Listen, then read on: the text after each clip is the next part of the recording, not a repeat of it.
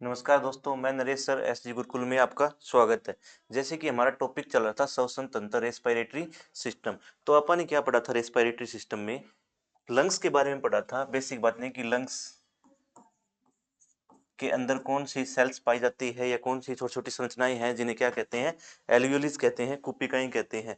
और कुपिकाओं का फंक्शन क्या होता है? तो ब्लड प्यूरिफिकेशन। प्यूरिफिकेशन तो हमने ब्लड प्यूरिफिकेशन पढ़ा था कि ब्लड प्यूरिफिकेशन क्या होता है, रक्त शुद्धिकरण क्या होता है, और एल्वियोली क्या काम करती है, ब्लड को शुद्ध करने का काम करती है। और ब्लड प्यूरिफिकेशन का मतलब क्या होता है कि रक्त में ऑक्सीजन को सोल्यूबल करना और CO2 को बाहर करना। और अपन ने पढ़ा था एरोबिक रेस्पिरेशन और एनएरोबिक रेस्पिरेशन। दो प्रकार का श्वसन होता है, एरोबिक एंड एनएरोबिक।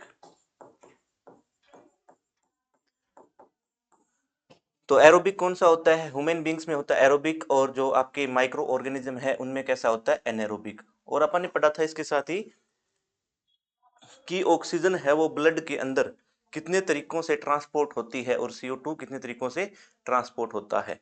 तो आज हम पढ़ेंगे कि जब हम सांस अंदर खींचते हैं तो कौन कौन सी गैसेस इनहेल करते हैं, अंदर लेते हैं, और कौन सी कि उनका कितना परसेंट हम इनहेल करते हैं और कितना परसेंट एक्सहेल करते हैं। तो इनहेलेशन अंतः श्वसन और एक्सहेलेशन उच्च श्वसन।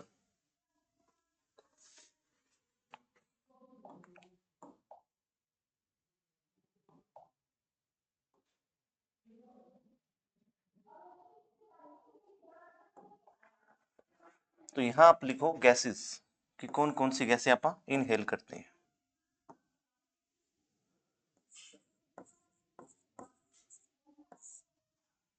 और यहां लिखो कि इन्वायरमेंट में कितना परसेंट ये होती है।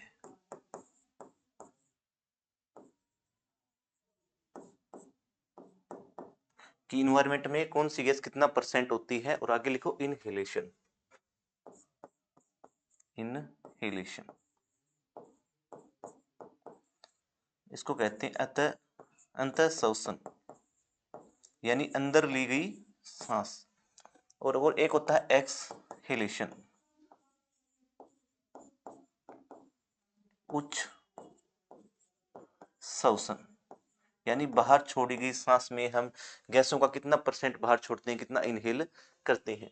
तो गैसेस इन्वायरमेंट में कौन कौन सी? वातावरण में प्रतिशत और गैस।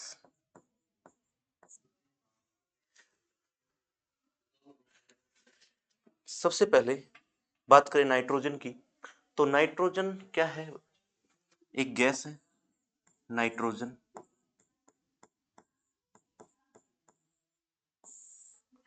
और नाइट्रोजन वातावरण में कितना परसेंट होती है?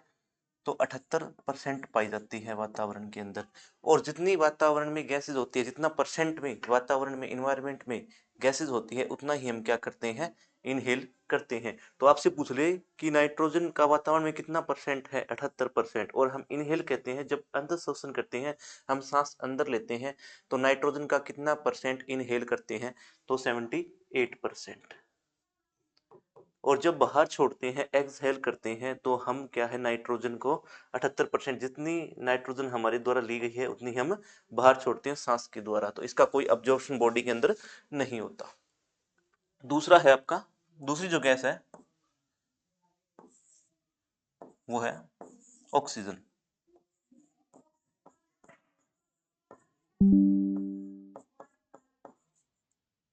ऑक्सीजन अब इन्वायरमेंट में कितना परसेंट ऑक्सीजन होती है? तो 21% वातावरण में ऑक्सीजन पाई जाती है।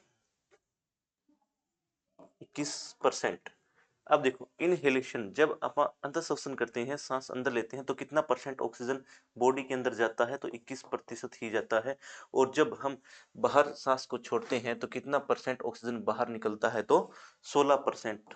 यहाँ याद रखना, आप जब इनहेल करते हो ऑक्सीजन तो 21%, जब एक्सहेल करते हो तो 16%। अब 5% है वो क्या है, बॉडी के अंदर अब्जॉर्ब हो जाता है। 5% बॉडी में, ब्लड में सोल्यूबल हो जाता है बॉडी में। अब जो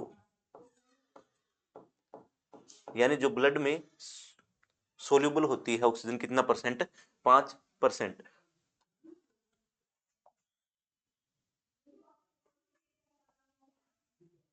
अब कार्बन, तीसरी जो गैस है वो कार्बन डाइऑक्साइड, कार्बन डाइऑक्साइड।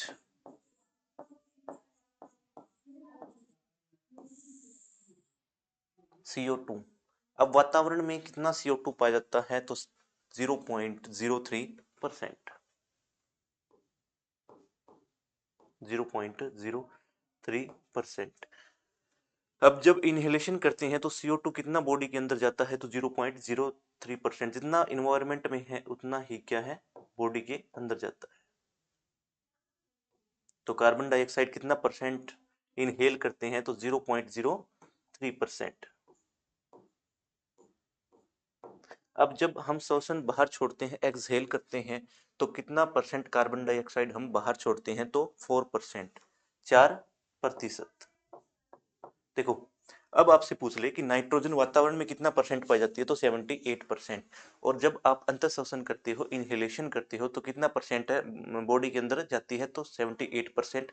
जब आप एक्सहेलेशन करते हो, सांस बाहर छोड़ते हो, तो कितना परसेंट नाइट्रोजन बाहर आता है, 78%। ऑक्सीजन का पूछ ले तो जितना वातावरण में है उतना ही हम इनहेल करते हैं और एक्सहेल करते हैं, तो 16%, यानी इनहेल 21% करते हैं और एक्सहेल 16%। अब 5% क्या है, वो बॉडी के अंदर अब्जॉर्ब हो जाता है, 5% क्या है बॉडी के अंदर अब्जॉर्ब हो जाता है।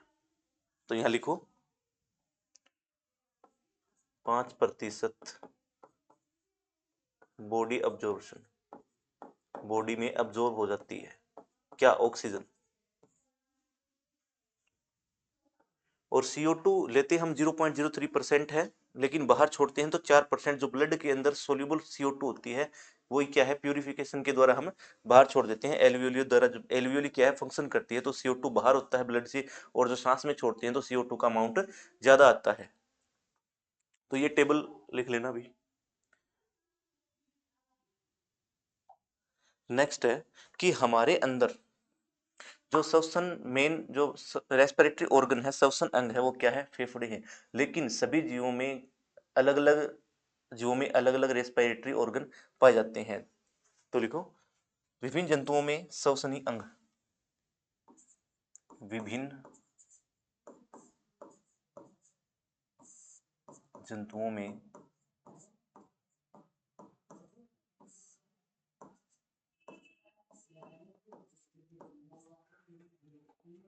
भिन्न भिन्न श्वसनी अंग,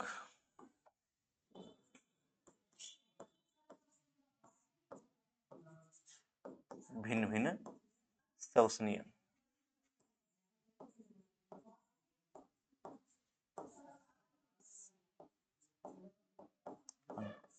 अलग अलग जंतुओं में अलग अलग श्वसनी अंग पाया जाता है। जैसे कि अब बात करें कि रेस्पिरेटरी ऑर्गन, श्वसन अंग, श्वसन अंग यानी रेस्पिरेटरी ऑर्गन, रेस्पिरेटरी ऑर्गन, श्वसन अंग। अब इधर डालो एनिमल्स, यानी कौन से जंतु है जिनमें कौन कौन से रेस्पिरेटरी ऑर्गन होते हैं, तो एक साइड हेडिंग डालो एनिमल्स, जंतु। अब बात करें कि लंग्स, लंग्स किसका रेस्पिरेटरी ऑर्गन होता है, तो लंग्स की बात करें, फेफड़े या फुफ्फुस, फुफ्फुस। तो ये किनका होता है, ये मेनली ह्यूमन बींग्स यानी हमारा होता है। ह्यूमन में रेस्पिरेटरी ऑर्गन क्या होता है, लंग्स होता है। तो ह्यूमन हो गया, और बर्ड्स हो गया, पक्षी हो गए, जितने भी पक्षी हैं उनका रेस्पिरेटरी ऑर्गन क्या होता है, लंग्स होते हैं। ह्यूमन हो गया, बर्ड्स हो गया, रेप्टाइल्स हो गए, जिसे सरीसृप बोलते हैं। रेप्टाइल्स में जैसे सांप हो गया, छिपकली होगी, मगरमच्छ हो गया, कछुआ हो गया, ये इनका भी क्या है, लंग्स क्या है, रेस्पिरेटरी ऑर्गन होता है। अब फ्रॉग, मेंढक हो गया। मेंढक का भी रेस्पिरेटरी ऑर्गन क्या होता है, लंग्स होता है, जब ये अर्थ पे होता है, पृथ्वी पे होता है। क्योंकि मेंढक जल और थल दोनों जगह रहता है, तो मेंढक का रेस्पिरेटरी ऑर्गन क्या होगा, लंग्स होगा, जब ये धरती पर होगा। दूसरा है गिल्स, यानी गलफड़ों से सांस कौन लेते हैं, गिल्स, गलफड़ी, गलफड़े, गिल्स। अब गिल्स है जो रेस्पिरेटरी ऑर्गन किनका होगा, तो ये होगा आपका फिश, मछली का।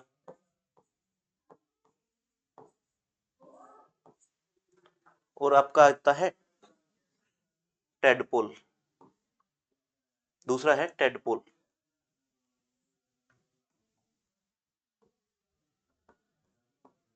टेडपोल, टेडपोल क्या होता है, ये मेंढक का बच्चा होता है, बेबी फ्रॉग। मेंढक के लार्वा को क्या कहते हैं, टेडपोल। एक लार्वा होता है, क्या होता है, लार्वा। ये क्या है, गिल से रेस्पिरेशन करते हैं, श्वसन करते हैं।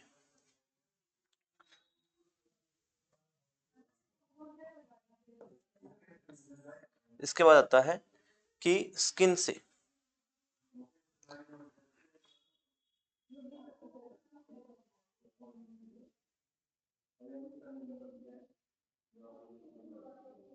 देखो ट्रेकिया ट्यूब, तीसरा देखो trachea tube, trachea tube,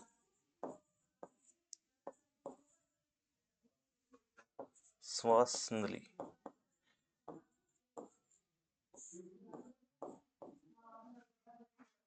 trachea tube. अब ट्रेकिया ट्यूब, श्वास नली, यानी जिनमें क्या है, सिर्फ उनका रेस्पिरेटरी ऑर्गन क्या होता है, ट्रेकिया ट्यूब होता है। ऐसे जंतु जैसे कि इसके अंदर आता है कॉकरोच आ गया,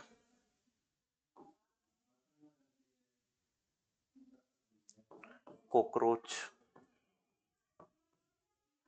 तिलचट्टा जिसे बोलते हैं, कॉकरोच हो गया। और इंसेक्ट्स हो गए, कीड़े मकोड़े,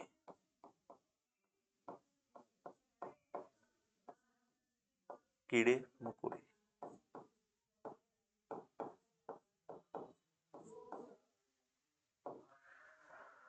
अब स्किन से, त्वचा से कौन सांस लेता है, तो स्किन से आता है आपका अर्थवोम, केंचुआ। तो जिनका स्किन रेस्पिरेटरी ऑर्गन होता है, स्किन यानी त्वचा, उनमें क्या आता है, अर्थवोम, केंचुआ,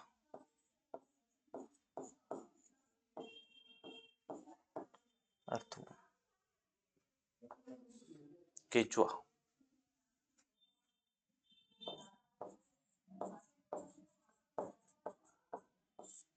और साथ में unicellular organism, unicellular organism, organism यानी एक कोशिकीय जीव। एक कोशिकीय जीव का मतलब क्या होता है, जिनमें एक कोशिका पाई जाती है या फिर एक जैसी कोशिका ही पाई जाती है, एक कोशिकीय जीव, यूनिसेलुलर ऑर्गेनिज्म।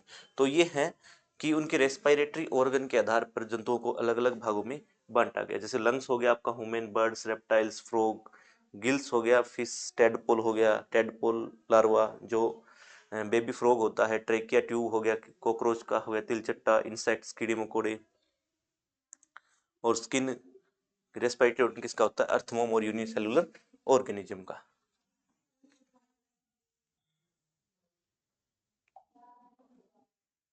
अब देखो, ह्यूमन के अंदर एक्सचेंज ऑफ गैसेस एल्वियोली के थ्रू होता था, एल्वियोली कूपिकाओं के द्वारा होता था। अब पढ़ेंगे आप गैस एक्सचेंज इन प्लांट्स, पौधों में गैसों का विनिमय किन में होता है। तो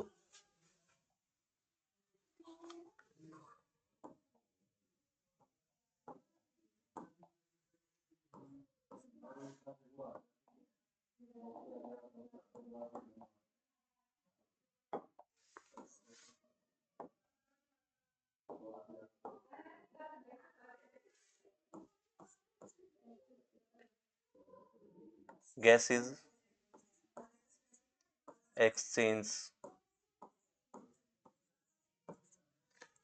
एक्सचेंज इन प्लांट्स।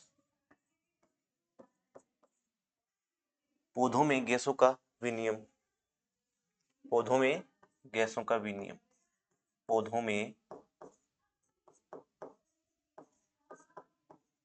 गैसों का विनिमय,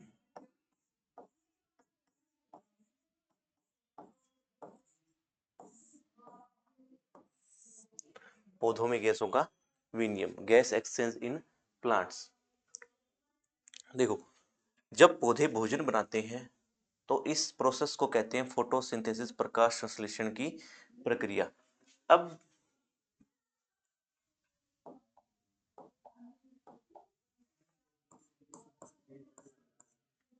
फोटोसिंथेसिस, फोटोसिंथेसिस, प्रकाश संश्लेषण, प्रकाश संश्लेषण, फोटोसिंथेसिस, प्रकाश संश्लेषण, ये प्रोसेस क्या होती है?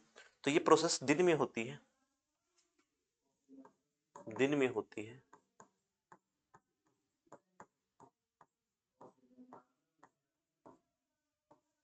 तो ये प्रोसेस होती है तो प्लांट्स क्या करते हैं, CO2 और पानी के साथ, हीट के साथ रिएक्ट कर कर क्या बनाते हैं, ग्लूकोज बनाते हैं, C6H12O6, साथ में क्या है, ऑक्सीजन रिलीज करते हैं, ऑक्सीजन रिलीज करते हैं। तो फोटोसिंथेसिस, प्रकाश संश्लेषण क्या है, दिन में होता है, ज्यादातर मेनली दिन में होता है। तो CO2 और पानी और हीट लेकर ये क्या बनाता है, ग्लूकोज बनाता है और साथ में ऑक्सीजन रिलीज करता है। तो फोटोसिंथेसिस, प्रकाश संश्लेषण में क्या करते हैं पौधे, प्रकाश संश्लेषण में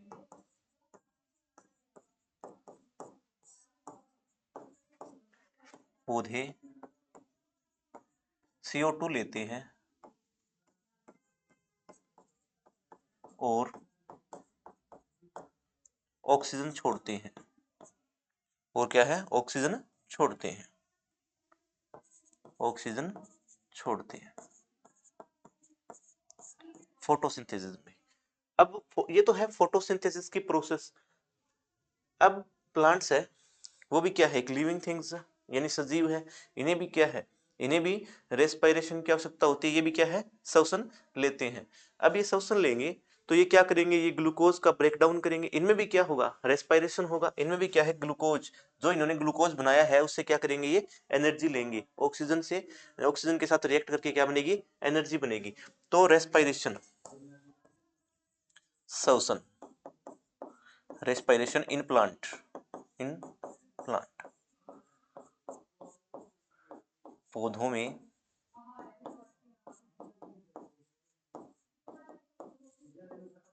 श्वसन, पौधों में श्वसन, रेस्पिरेशन इन प्लांट, पौधों में श्वसन। तो यहाँ क्या होगा, यहाँ हमारी तरह ही क्या होगा, जब जैसे हमारे में श्वसन होता है कि ग्लूकोज टूटता है, टूट कर क्या बनाता है, CO2 बनाता है, H2O बनाता है और एनर्जी बनाता है। तो इसमें भी क्या होगा, प्लांट्स में भी रेस्पिरेशन होगा तो क्या होगा, ग्लूकोज C6H12O6, इसका क्या होगा, ऑक्सीजन की प्रेजेंस में ये जलेगा तो क्या बनाएगा, CO2 H2O और साथ में एनर्जी, साथ में क्या रिलीज करेगा, एनर्जी। तो ये है रेस्पिरेशन इन प्लांट, पौधों में श्वसन। तो देखो, आपसे पूछे कि प्रकाश संश्लेषण में यानी फोटोसिंथेसिस प्रोसेस क्या होती है, जिसमें क्या है, प्लांट्स अपना भोजन तैयार करते हैं। तो प्रकाश संश्लेषण में पौधे क्या है, CO2 लेते हैं और ऑक्सीजन छोड़ते हैं। जबकि श्वसन में क्या होता है, श्वसन में, रेस्पिरेशन में क्या होता है, पौधों में श्वसन होता है। तो श्वसन के दौरान पौधे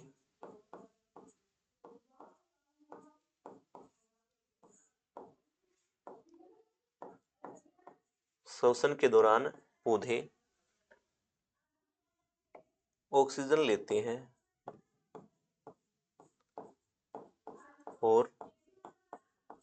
CO2 छोड़ते हैं,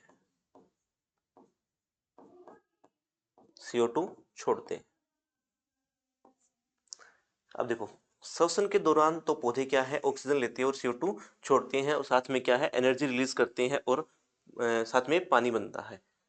अब देखो, ये तो है दिन की प्रोसेस। जब दिन में बात करें तो फोटोसिंथेसिस की प्रोसेस क्या है, ज्यादा होती है, फोटोसिंथेसिस ज्यादा होता है, और रेस्पिरेशन इसके मुकाबले थोड़ा कम होता है दिन में।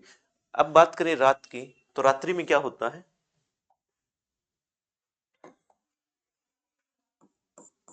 रात्रि के समय, रात्रि के समय, तो रात्रि के समय क्या होता है, फोटोसिंथेसिस है,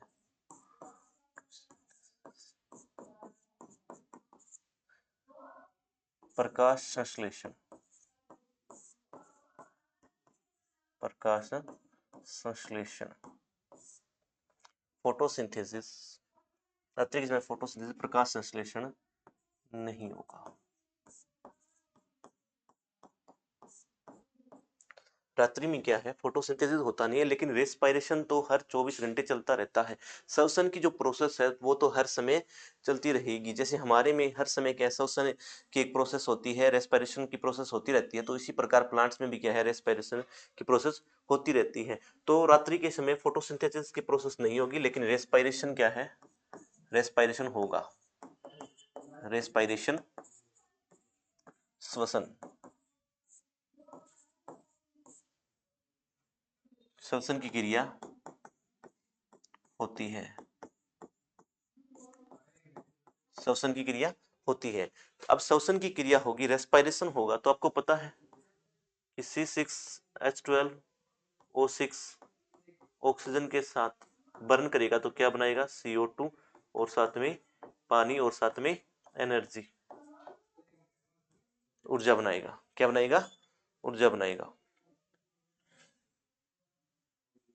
अब देखो, अब यहां से प्रोड्यूस क्या हो रहा है, CO2। तो CO2 क्या है, हमारी बॉडी के लिए हानिकारक है। तो रात्रि के समय देखो, रात्रि के समय,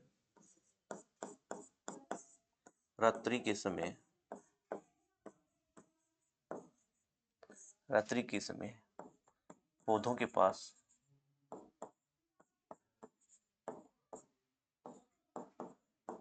पौधों के पास CO2 का स्तर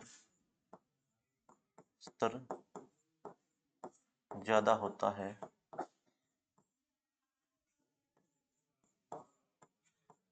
रात्रि के समय पौधों के पास CO2 का स्तर ज्यादा होता है, यानी CO2 का लेवल क्या है, ज्यादा होता है। तो ये था फोटोसिंथेसिस एंड रेस्पिरेशन। अब गैसेस एक्सचेंज, यानी गैसों का विनिमय, रेस्पिरेशन के दौरान जो गैसों का विनिमय होगा वो कहाँ होगा,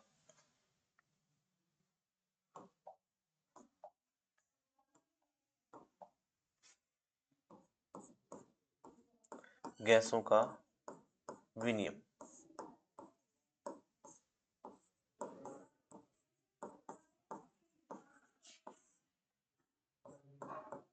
प्लांट्स के अंदर, पौधों के अंदर गैसों का जो विनिमय होता है वो रंध्र और वातरंध्र में होता है। तो गैसों का विनिमय पौधों में, पौधों में गैसों का विनिमय, का विनिमय रंध्र, रंध्र जिसे स्टोमेटा बोलते हैं, स्टोमेटा, और वातरंध्र जिसे लेंटिसेल्स बोलते हैं, लेंटिसेल्स। गैसों, पौधों में गैसों का विनिमय रंध्र, स्टोमेटा एंड लेंटिसेल्स, वातरंध्र में होता है।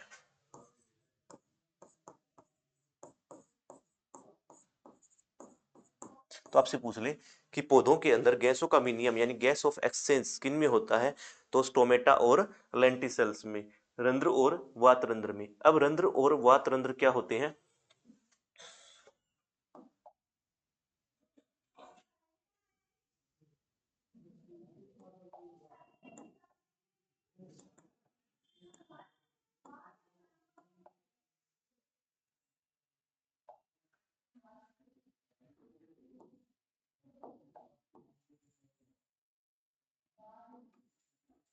अब ये हो गया कोई स्टेम तना।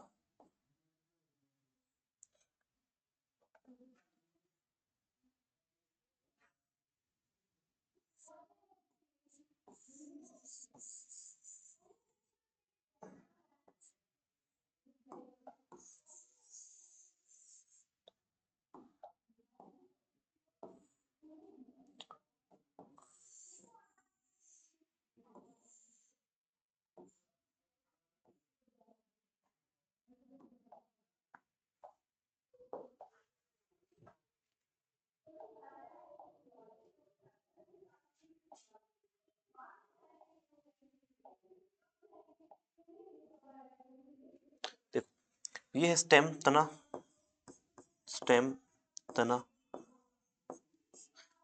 और ये है लीव, पत्ती।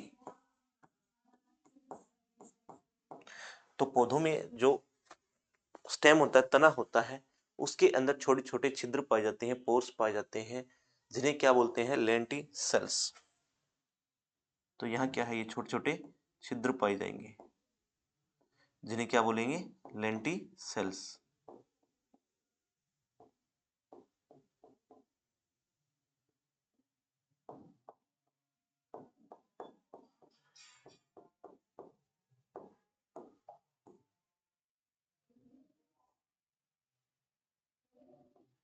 लेंटिसेल्स।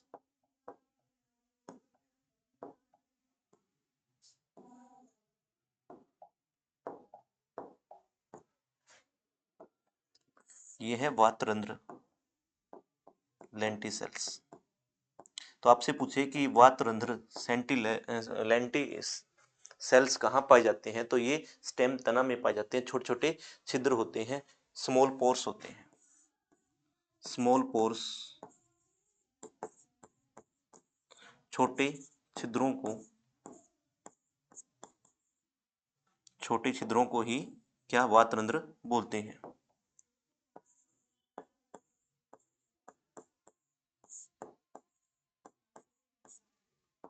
लेंटिसेल्स वातरंध्र कहते हैं।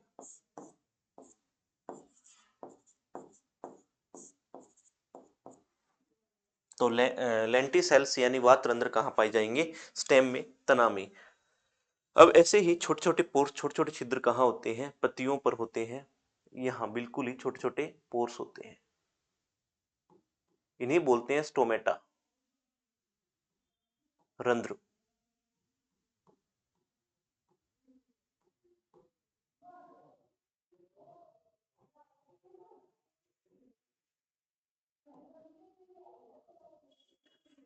अब जो पत्तियों में छोटे छोटे छिद्र होते हैं, स्मॉल पोर्स, स्मॉल पोर्स, छोटे छिद्र, छोटे छिद्र जो पत्तियों में पाए जाते हैं,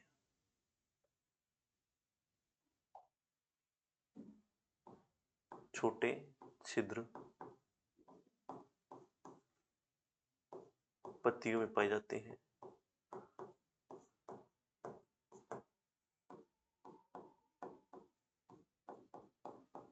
छोटे छोटे छिद्र जो पत्तियों में पाई जाती हैं, उन्हें बोलते हैं स्टोमेटा, रंध्र बोलते हैं।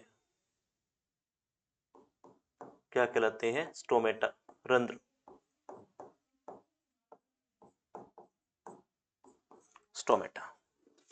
तो लीव्स के अंदर यानी पत्तियों के अंदर जो गैसों का विनिमय होगा, गैस ऑफ एक्सचेंज होगा, वो कहाँ होगा, लीव्स में, स्टोमेटा के अंदर। और स्टेम की बात करें, तना की बात करें, तो तना में क्या है, लेंटिसेल्स है, वातरंध्र है। अब वातरंध्र होते क्या है, तना के अंदर छोटे छोटे छिद्र पाए जाते हैं, उन्हें क्या कहते हैं, वातरंध्र। और जो पत्तियों में छोटे छोटे छिद्र पाए जाते हैं, उन्हें बोलते हैं स्टोमेटा, रंध्र। तो इन्हीं में क्या है, गैसों का विनिमय होता है।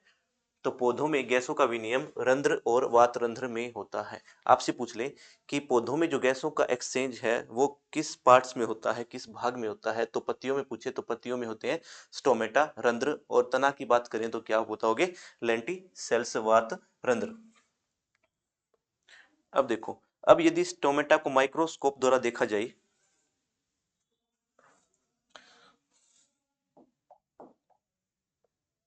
स्टोमेटा को जब माइक्रोस्कोप से देखें,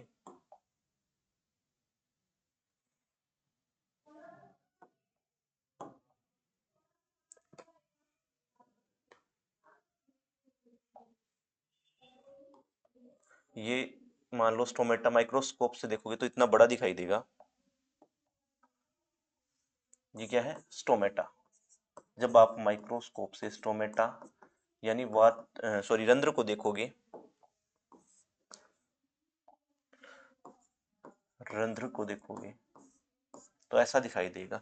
अब स्टोमेटा में क्या होता है, रंध्र में क्या होता है, गैसों का विनिमय होता है। तो इसके अंदर, स्टोमेटा के अंदर, रंध्र के अंदर दो सेल्स पाई जाती है जिन्हें गार्ड सेल्स बोलते हैं। दो प्रकार की क्या पाई जाती है? कोशिका पाई जाती है।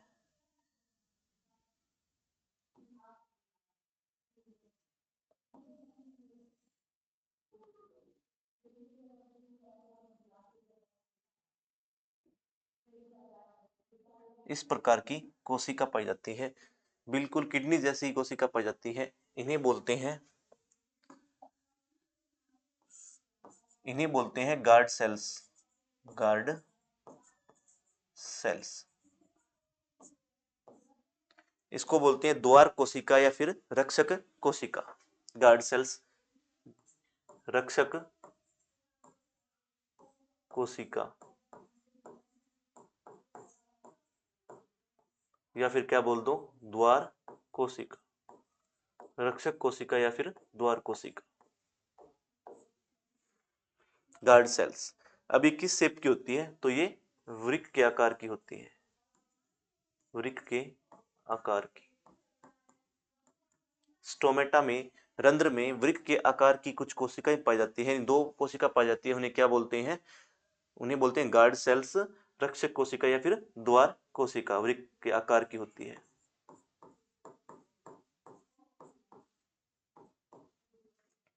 अब इसी के बाहर कुछ सेल्स और पाई जाती हैं।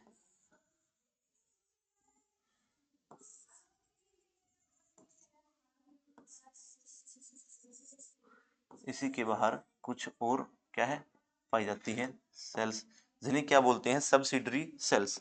यदि आपसे पूछे कि स्टोमेटा के बाहर एक सेल्स, कुछ चारों तरफ सेल्स पाई जाती है, उन्हें क्या बोलते हैं? सहायक कोशिका, सब्सिडरी सेल। ये क्या होती है? सब्सिडरी सेल्स, सहायक कोशिका।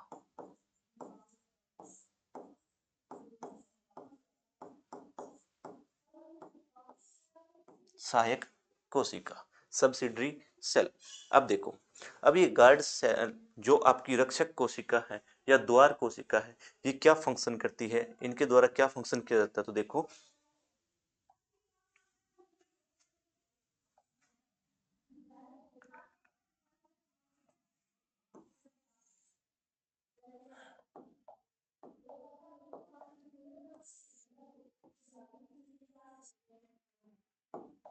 ये इसके अंदर क्या है? गार्ड सेल्स है। ये इस प्रकार से गार्ड सेल्स है। जब इनके अंदर, जब इन स्टोमेटा के अंदर, जब इन गार्ड सेल्स के अंदर पानी भरेगा यानी पानी जाएगा, क्या जाएगा? H2O, पानी। इसके अंदर जब पानी जाएगा, H2O, पानी जाएगा, पानी जाएगा, जब इन गार्ड सेल्स में पानी जाएगा तो ये इधर की तरफ फैलेगी और ये इधर को तरफ। तो ये क्या है? एक खिंचाव पैदा करेगी। ये वाली गार्ड सेल उधर की तरफ खिंचाव पैदा करेगी, ये गार्ड सेल इधर खिंचाव पैदा करेगी। तो देखो, ये इधर खिंचाव पैदा कर रही है, ये इधर कर रही है, तो क्या है? ये स्टोमेटा खुल जाएगा। तो रंध्र क्या है? खुल जाएगा। तो इसे बोलते हैं, जब ये इसमें टाइटनेस आ जाती है गार्ड सेल्स में, यानी ये इधर एक्सटेंड होती है, वो उधर एक्सटेंड होती है, तो इसे टाइटनेस बोलते हैं। जब ये थोड़ा टाइट हो जाता है गार्ड सेल्स, तो इसे बोलते हैं टर्गर प्रेशर, यानी टर्गर प्रेशर का ज्यादा होना। तो इसे बोलते हैं कि टर्गर प्रेशर ज्यादा होना, सफेदी दाब बोलते हैं इसको, टर्गर प्रेशर, सफेदी, सफेदी दाब। अब देखो, ये ज्यादा टाइटनेस हो रहा है, ये इधर खींच रहा है, ये इधर खींच रहा है पानी के भरने से। तो टर्गर प्रेशर क्या है? ज्यादा क्रिएट हो रहा है, यानी टर्गर प्रेशर बढ़ रहा है। तो टर्गर प्रेशर, सफेदी दाब बढ़ने पर स्टोमेटा स्टोमेटा, रंध्र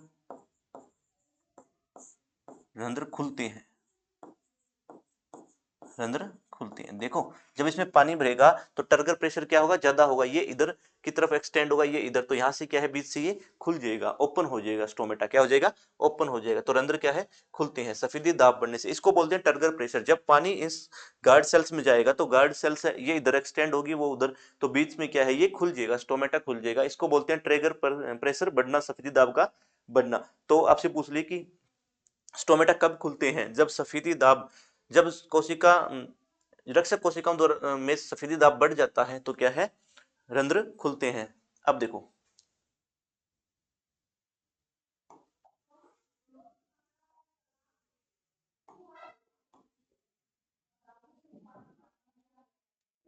अब जब पानी इनसे बाहर निकलेगा, जैसे ये गार्ड सेल्स है, क्या है ये, गार्ड सेल्स है। जब पानी यहां से निकलेगा, जब पानी एक्सक्रीट करेगा, बाहर निकलेगा इनसे, H2O, ये जो एरो दिखा रहा हूं इधर, इसका मतलब है कि यहाँ से पानी निकल रहा है, वाटर का एक्सक्रीट हो रहा है, H2O निकल रहा है। तो पानी, पानी का कोशिकाओं से, गार्ड सेल से निकलना, पानी का इन गार्ड सेल से निकलना। अब देखो, जब यहाँ से पानी निकलेगा, जब इससे पानी निकलेगा, यहाँ इस गार्ड सेल से पानी निकलेगा, तो क्या है, ये आपस में चिपकेगी, यानी यहाँ ये आपस में, दोनों आपस में मिल जाएगी, दोनों यहाँ आकर मिलेगी। ऐसे एक डायग्राम और बना लेते हैं आप।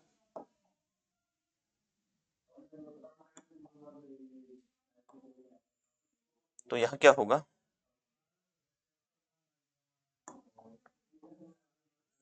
ये आपस में चिपक जाएगी, ऐसे कुछ, ठीक है। तो यहाँ क्या होगा, ये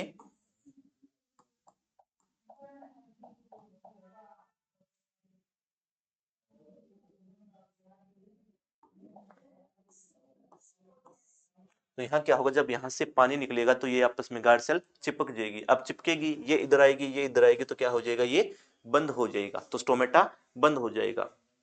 तो पानी के निकलने से गार्ड सेल्स के आपस में चिपक जाती है, जिससे स्टोमेटा बंद हो जाता है। जब पानी इससे निकलेगा, ये आपस में चिपकेगी, तो क्या होगा, यहाँ टर्गर प्रेशर कम क्रिएट होगा, यानी यहाँ सफेदी दाब क्या होगा, कम।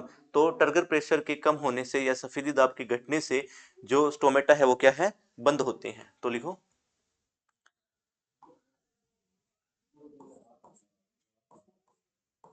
टर्गर प्रेशर, टर्गर प्रेशर, सफेदी दाब, सफेदी दाब के कम होने पर, के कम होने पर, सफेदी दाब के कम होने पर स्टोमेटा, रंध्र बंद होते हैं, बंद होते हैं।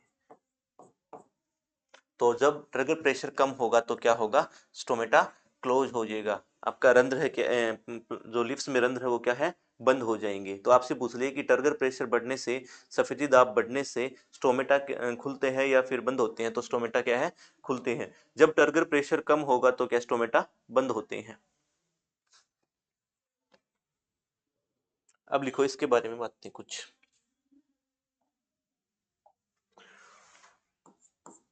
पहली लाइन क्या है कि जो गैसों का विनिमय है वो रंध्र और वात रंध्रों में होता है। पौधों में गैसों का विनिमय, पौधों में गैसों का विनिमय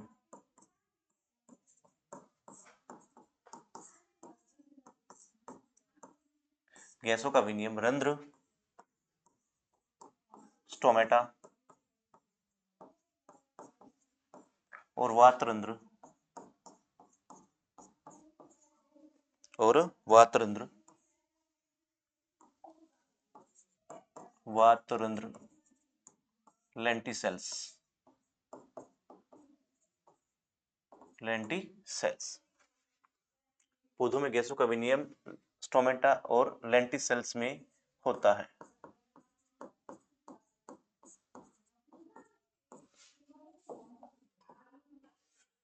दूसरा क्या है,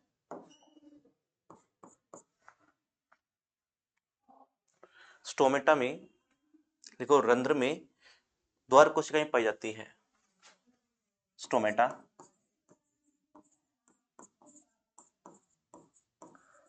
रंध्र में द्वार कोशिका बोल दो या रक्षक कोशिका,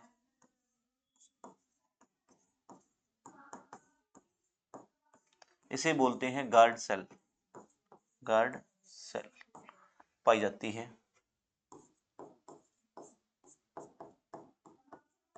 पाई जाती है। तो स्टोमेटा में रक्षक या द्वार कोशिका पाई जाती है। द्वार कोशिका या रक्षक कोशिका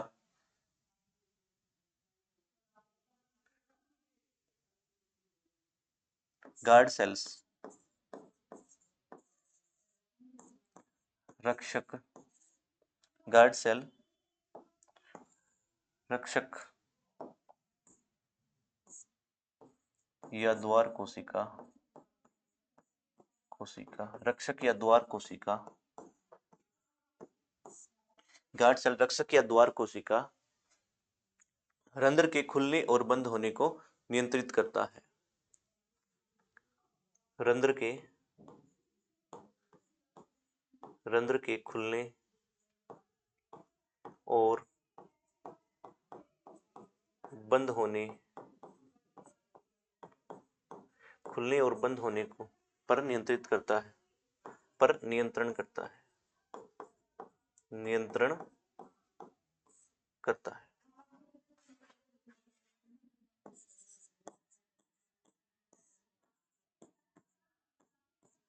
क्या करता है ये?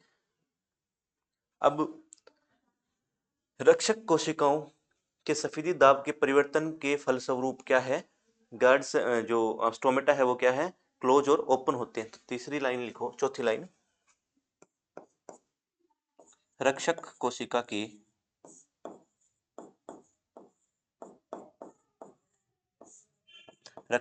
के सफेदी दाब परिवर्तन के कारण सफेदी दाब परिवर्तन के कारण रंध्र स्टोमेटा खुलते और बंद होते हैं। खुलते और बंद होते हैं। खुलते और बंद होते हैं। तो ये 3-4 बातें थी आपकी इस स्टोमेटा से रिलेटेड कि स्टोमेटा कब ओपन होते हैं और कब खुलते हैं। अब नेक्स्ट आपकी 2 टर्म है, एक है ट्रांसपिरेशन, एक है ग्यूटेशन।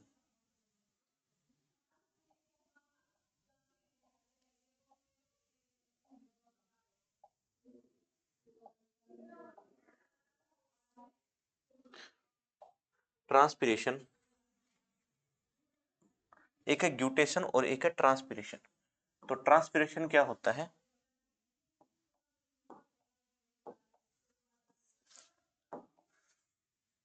वाष्पोत्सर्जन। ट्रांसपिरेशन वाष्पोत्सर्जन,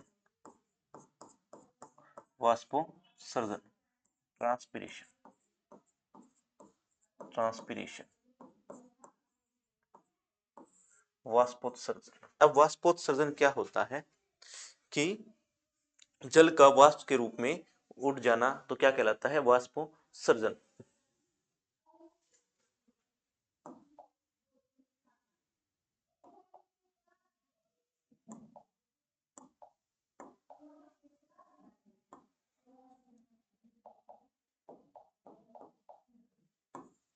वाष्पोत्सर्जन जैसे कि ये कोई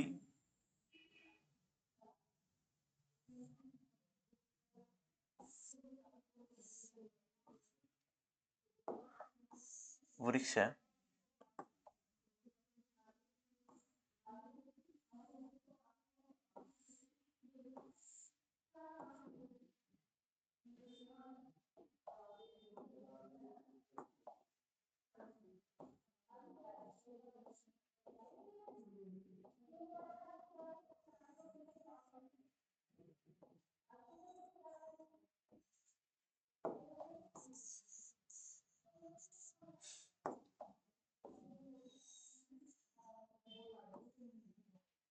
जैसे कि कोई लीव्स है, पत्ती है।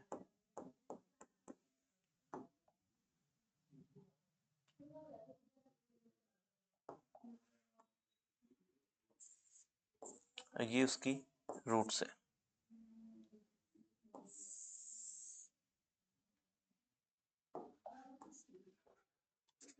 अब क्या है, ये लीव्स है, तो इसको जो आपका जड़ को छोड़कर जो भूमि से ऊपर ऊपर वाला भाग है, इसे बोलते हैं वायवीय वायवीय भाग।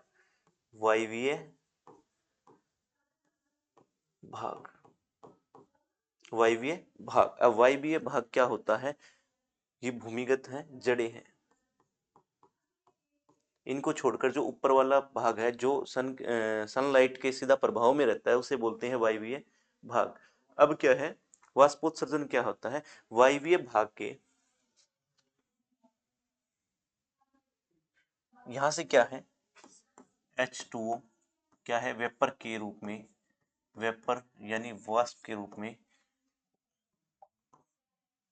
वेपर वाष्प के रूप में उड़ जाएगा, उड़ जाएगा। तो लिखो क्या होता है वाष्पोत्सर्जन, वायवीय भाग से जल का वाष्प के रूप में उड़ जाना। वाष्पोत्सर्जन क्या होता है, पौधों के वायवीय भाग से, पौधों के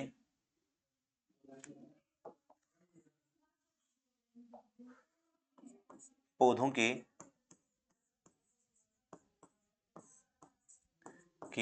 वायवीय पौधों के वायवीय भाग से जल का वाष्प के रूप में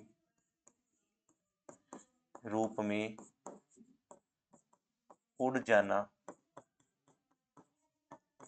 वाष्पोत्सर्जन कहलाता है। वाष्पोत्सर्जन कहलाता है वाष्पोत्सर्जन कहलाता है, ट्रांसपिरेशन कहलाता है। अब देखो, अब ये वाष्पोत्सर्जन होगा जब जब पानी भाप के रूप में उड़ेगा वायवीय भाग से, तो क्या है, यहाँ तापमान घटेगा। यहाँ तापमान पौधों के पास, तो यहाँ लिखो वाष्पोत्सर्जन के दौरान,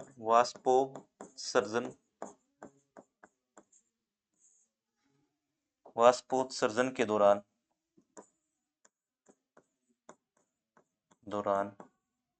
वाष्पोत्सर्जन के दौरान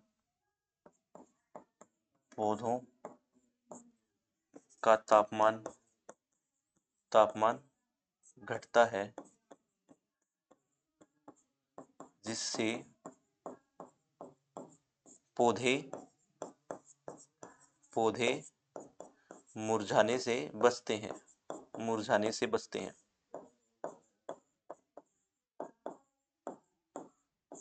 बचते हैं। तो ट्रांसपिरेशन क्या होता है, वाष्पोत्सर्जन क्या होता है, पौधे के वायवीय भाग से जल का वाष्प के रूप में उड़ जाना वाष्पोत्सर्जन कहलाता है। जिससे क्या है, टेम्परेचर यहाँ घट जाता है और पौधे क्या मुरझाने से बचते हैं। दूसरा है ग्यूटेशन, दूसरी टर्म क्या है, ग्यूटेशन। बिंदु स्त्राव क्या होता है,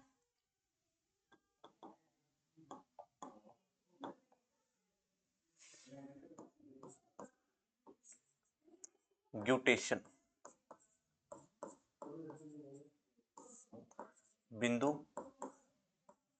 स्त्राव, बिंदु स्त्राव।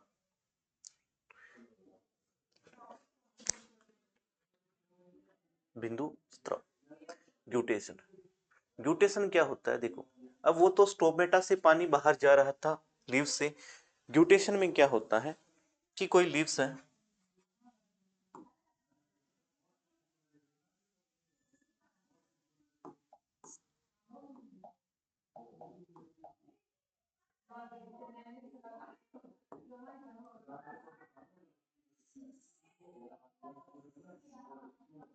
ये लीव्स है, पत्ती है। अब इसके बीच जो पोर्स है इसे बोलते हैं स्टोमेटा। क्या बोलते हैं? स्टोमेटा। इसको बोलते हैं स्टोमेटा, रंध्र। स्टोमेटा, रंध्र बोलते हैं। तो वाष्पोत्सर्जन कहाँ होता है? रंध्रों में होता है, स्टोमेटा में होता है। जो लिप्स के बीच पोर्स होते हैं, छिद्र होते हैं, उसमें क्या है, ट्रांसपिरेशन होता है, वाष्पोत्सर्जन होता है। तो आपसे पूछ ले कि वाष्पोत्सर्जन कहाँ होता है, पानी का वाष्प के रूप में उड़ना तो किस भाग से होता है? तो रंध्र से, स्टोमेटा से। अब ग्यूटेशन बिंदुस्राव क्या होता है कि इनके किनारे पर जो लीव्स होती है उनके किनारे पे कुछ पोर्स होते हैं, छिद्र होते हैं। यहाँ कुछ छिद्र होंगे, यहाँ कुछ छिद्र होंगे, यहाँ, यहाँ।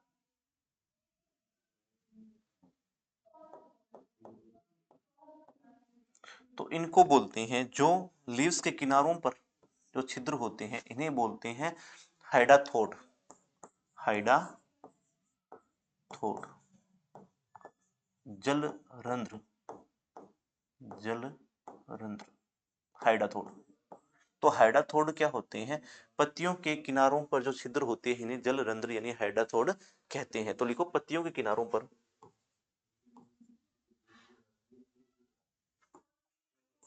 पत्तियों के किनारों पर, पत्तियों के किनारों पर स्थित छोटे छोटे, छोटे छोटे छिद्र,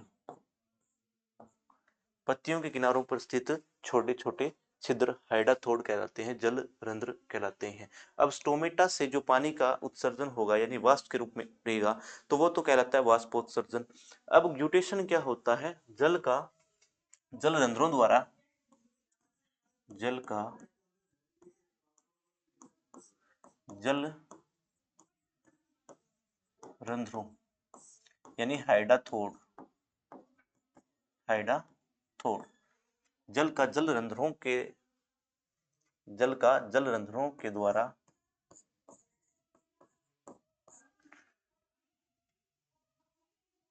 द्रव के रूप में, के रूप में बाहर निकलना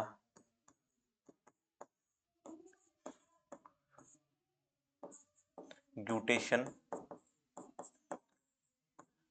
बिंदुस्राव कहते हैं, बिंदुस्राव कहलाता है,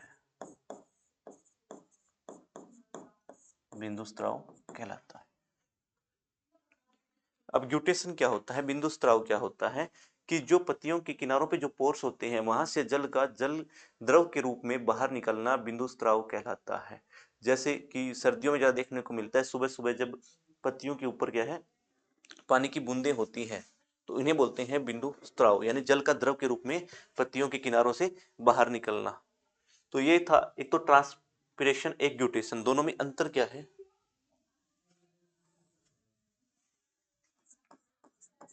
ट्रांसपिरेशन वाष्पोत्सर्जन,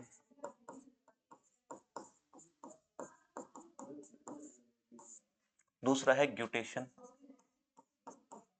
ग्यूटेशन बिंदु स्त्राव। दोनों में अंतर क्या है कि ट्रांसपिरेशन, वाष्पोत्सर्जन और ग्यूटेशन। तो वाष्पोत्सर्जन कहाँ होता है? वाष्पोत्सर्जन होता है रंध्रों के द्वारा, पौधों में रंध्रों के द्वारा होता है।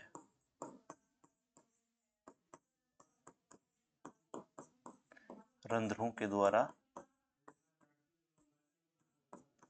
द्वारा होता है।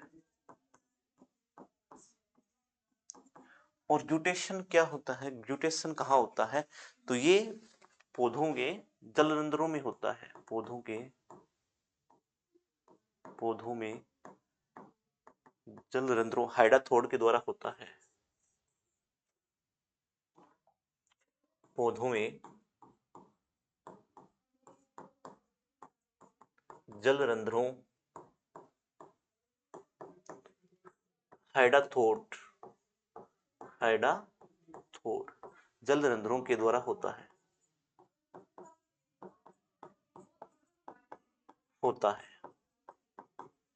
ठीक है, यहाँ पानी क्या है, वाष्पोत्सर्जन में पानी वाष्प के रूप में उड़ता है। पानी वाष्प के रूप में उड़ता है। यहाँ पानी क्या है, ग्यूटेशन में क्या है, पानी द्रव के रूप में निकलता है। पानी द्रव के रूप में निकलता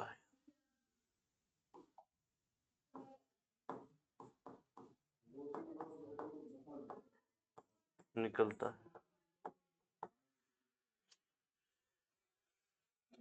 अब वाष्पोत्सर्जन क्या होता है, ये दिन के समय होता है। दिन के समय,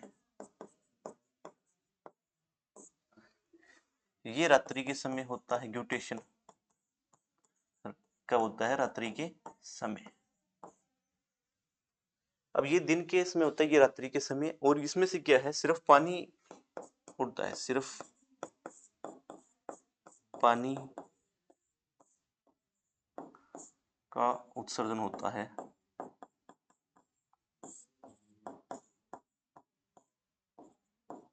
इसमें पानी के साथ, ग्यूटेशन में पानी के साथ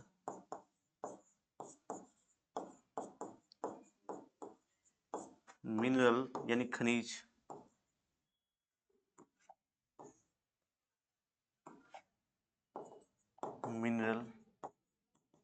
पानी के साथ मिनरल भी बाहर निकलते हैं,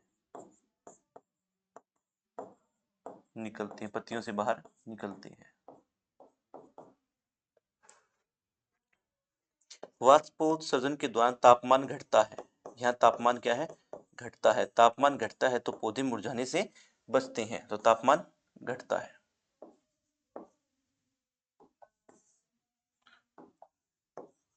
वाष्पोत्सर्जन के दौरान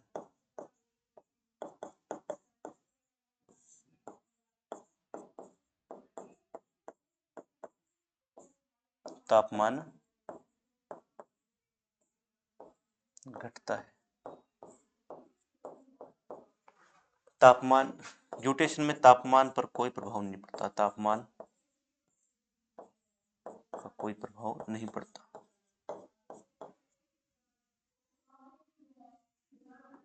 तापमान पर कोई प्रभाव नहीं पड़ता, कोई प्रभाव नहीं पड़ता।